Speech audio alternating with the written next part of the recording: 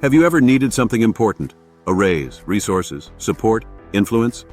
But you weren't sure how to ask for it without sounding demanding, pushy, or nervous. In today's episode, how to negotiate like a boss, without being bossy. 5 skills that help you get what you want. We're breaking down a negotiation framework that helps new leaders influence outcomes with confidence, clarity, and calm, without ever coming across as aggressive. The negotiation mindset. Most leaders get wrong. Negotiation isn't a high-pressure showdown. It's not a battle. It's not a test of dominance. It's not persuasion by force. Negotiation, real negotiation, is the skill of aligning interests so both sides walk away better. The problem? Most new leaders only see 2 options. Option 1, be strong, which they interpret as forceful. Option 2, be nice, which they interpret as submissive. But great negotiators don't choose between strong or nice. They are both, strong in clarity, kind in delivery, firm in boundaries, flexible in approach. They know how to get what they want, without burning bridges, breaking relationships, or damaging trust. They know how to push, without feeling pushy. They know how to advocate, without sounding arrogant. And most importantly, they know how to negotiate in a way that people respect, not resent. Today, you're going to learn how to do exactly that. We're breaking down 5 negotiation skills every new leader must master to influence decisions, secure what your team needs, and build credibility as someone who can communicate with confidence, without ever becoming that boss. Let's begin. Skill number 5. Know exactly what you want. Most leaders don't. You cannot negotiate effectively if you don't know what outcome you're actually negotiating toward. Most new leaders enter negotiations with vague hopes. I just want a better deal. I just hope they say yes. I don't want to come off the wrong way. Vague intentions create vague outcomes. Strong negotiators walk in with clarity. What is the best outcome? What is the minimum acceptable outcome? What are your non-negotiables? What are your flexible areas? What data supports your request? What value does the other side gain? Negotiation is not about winning. It's about aligning. And alignment begins with clarity. Because here's the truth. You can't persuade someone else to say yes if you haven't fully persuaded yourself on what yes means.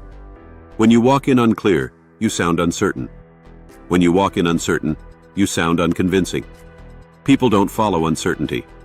People don't approve uncertainty. People don't fund uncertainty. But when you articulate exactly what you want and why, your confidence creates confidence on the other side. This doesn't make you pushy. It makes you trustworthy. Clarity is calming. Clarity is compelling. Clarity is leadership. Leadership mindset reflection. Where are you asking for outcomes without defining them? Write down the best outcome, acceptable outcome, and non-negotiable outcome of your next negotiation. When clarity increases, confidence follows. Skill number 4. Don't start with what you want. Start with what they need. This is the biggest mistake new leaders make. They enter the room focused on their needs. But negotiation doesn't start with your interest. It starts with theirs. Why? Because people say yes when the solution meets their goals. You become a powerful negotiator when you can answer, what does the other person care about? What pressures are they under? What outcomes help them look successful? What do they stand to gain if they agree with you? How can your request become their win? This is where new leaders transform. Instead of arguing for their need, they position their need as a benefit to the organization, team, or mission. For example, weak ask, I need more headcount.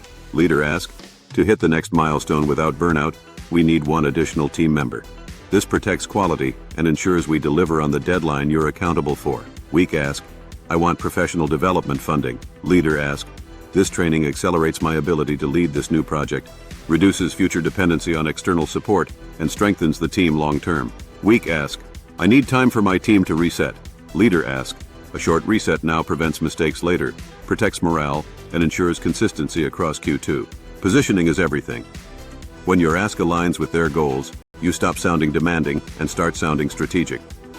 Leadership mindset reflection. Think of your next negotiation. How can your request be framed as a benefit to them? People don't approve your need. They approve the value solving your need creates for them. Skill number 3. Speak in calm certainty, not emotional urgency. You can be passionate. You can be confident. You can be assertive. But what you cannot be, if you want to negotiate well, is emotionally loud. Because urgency sounds like desperation, and desperation weakens your influence. Negotiation favors the leader who holds calm energy. Calm communicates, I am clear, I am steady, I am not negotiating from fear, I am anchored. People trust calm. When you're calm, the conversation stays rational. When you're calm, the tone stays productive. When you're calm, the power stays balanced. And here's the counterintuitive part. The calmer you are, the stronger you appear. Calm is not weakness. Calm is control. Calm is what makes you sound like a leader, not a reactor. Most new leaders over-explain because they're nervous. They rush. They ramble. They add unnecessary justifications. But strong negotiators know, if you're speaking more than 50% of the time, you're losing leverage. Negotiation is not a speech. It's a conversation. Speak with clarity. Pause. Let silence work for you. Maintain pace. Stay grounded. Calm certainty is magnetic. It makes people lean in. It makes your request feel reasonable. It makes you feel undeniable. Leadership mindset reflection. Where does stress make you talk too much, too fast, or too emotionally? Practice saying your request slowly, calmly, and with anchored breath. Calm influence over loud persuasion. Skill number 2. Use we power to reduce resistance. There is a psychological shift that happens when you move from I want, I need, my team needs, to we need, we benefit. This helps us. Here's how we can solve this. We reduces resistance. We creates cooperation. We turns negotiation into partnership. The human brain relaxes when it feels included. It tenses when it feels confronted. Most inexperienced negotiators unintentionally create friction by using me language. Me language triggers defensiveness. We language triggers collaboration. For example, me version, I need approval for this project. We version, here's how we can move this project forward in a way that protects timeline and budget. Me version, I want more visibility for my team. We version, here's how we can increase visibility so everyone has clearer alignment and support. Me version, I need additional funding. We version, here's how we can resource this properly so the outcome meets the standard we're all accountable for. Notice something? We doesn't weaken your request. We strengthens it. Because we makes the solution shared. And shared responsibility leads to shared approval. Leadership mindset reflection. Where do you default to I language in difficult conversations? Rewrite your request using WE language. Notice how the tone softens without losing strength. Skill number 1. Know when to stop talking. Silence is a power move. This is the skill that transforms new negotiators into advanced negotiators. Silence. Silence is not emptiness. Silence is pressure. But the right kind of pressure. Calm, steady, strategic. Most people cannot tolerate silence, so they fill it. And when they fill it, they reveal information, options, and concessions that you can use.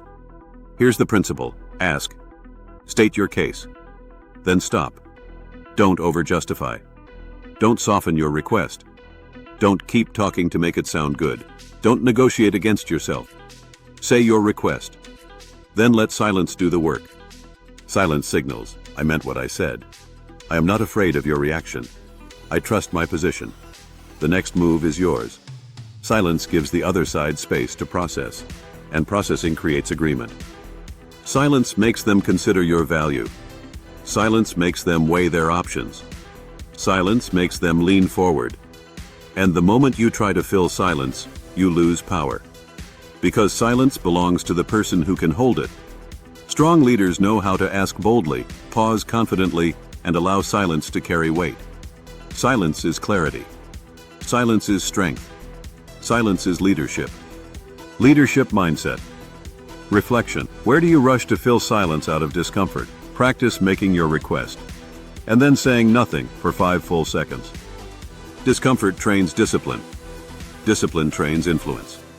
Leadership Mindset Challenge. This week, choose one negotiation you have, big or small, and practice these 5 skills. Get clear on what you want. Frame your request around their interest. Speak with calm certainty. Use we language to reduce resistance. Hold silence with confidence. At the end of the week, ask yourself, what changed when I negotiated with clarity instead of emotion? Leadership isn't about demanding. Leadership is about aligning. And influence is a skill, one you are now actively building. If this episode helped strengthen your negotiation confidence, follow and subscribe to Leadership Mindset Daily, then share it with someone who is growing their influence, their communication skills, and their leadership presence. This is Leadership Mindset Daily. Mindset matters. Leadership matters. You matter. Follow Leadership Mindset Daily on YouTube, Instagram, Facebook, TikTok, Threads, and X for your daily dose of proven leadership development tips, tricks, and techniques. See you tomorrow.